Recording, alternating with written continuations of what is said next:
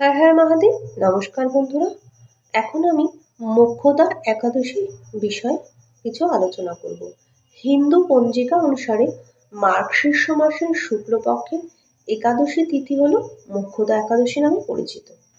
এই মোক্ষদা একাদশীর আক্ষরিক যে অর্থ হলো তা হলো মোক্ষদানকারী।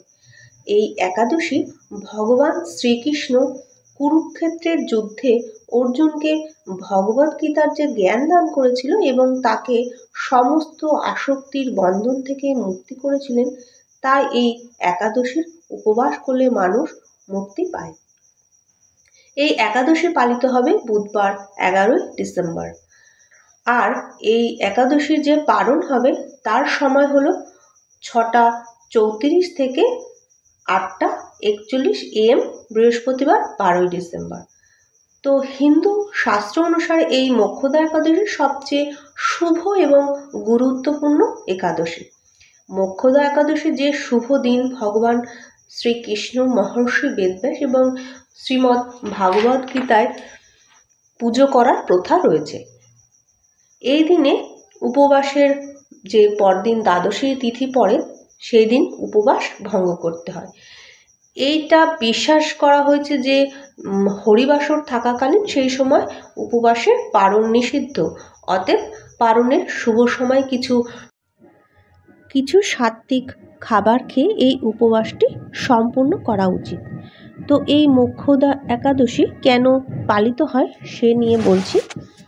এই দিন মোক্ষদা একাদশীর সময়কাল এবং পারণের যে শুভ সময় সম্পর্কে তথ্য রয়েছে তা হলো, মোক্ষদা একাদশীর উপবাস পালন করলে একদিকে যেমন সকল প্রকার আসক্তি থেকে মুক্তি পাবেন, তেমনি অন্যদিকে আপনার যে পূর্বপুরুষরা এই উপবাসের সুফল পাবেন এবং তারা মোক্ষ লাভ করবেন।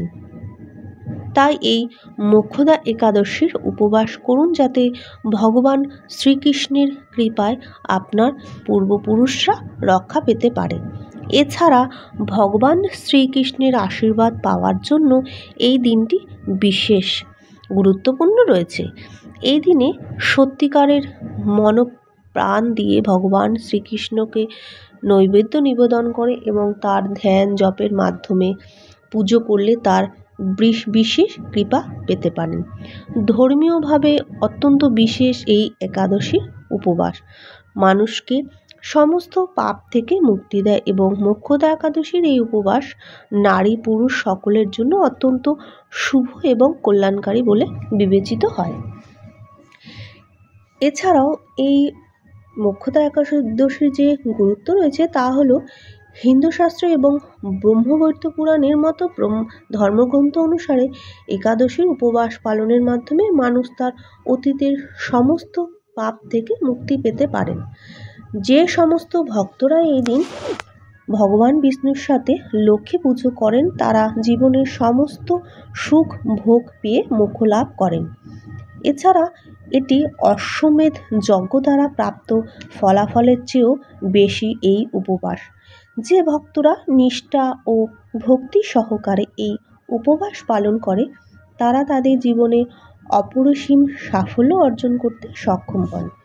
বিশ্বাস করা হয় যে এই উপবাসের প্রভাবে যে ব্রহ্মহত্যার মতো পাপও দূর হয়। উপবাসের দিন আপনারা তামসিক আহার পরিহার করুন এবং ফল দুধ এই সমস্ত খেয়ে থাকতে পারেন এবং সারাদিন ভগবান শ্রীকৃষ্ণের ধ্যান জপ করুন। আর দ্বাদশীর দিন আপনারা ব্রাহ্মণকে কিছু দান করুন, তারপর পারণ করে উপবাস ভঙ্গ করুন। ওম নমো ভগবতী বাসুদেবায়। ভিডিওটি ভালো লাগলে সাবস্ক্রাইব করে পাশে থাকার অনুরোধ করছি।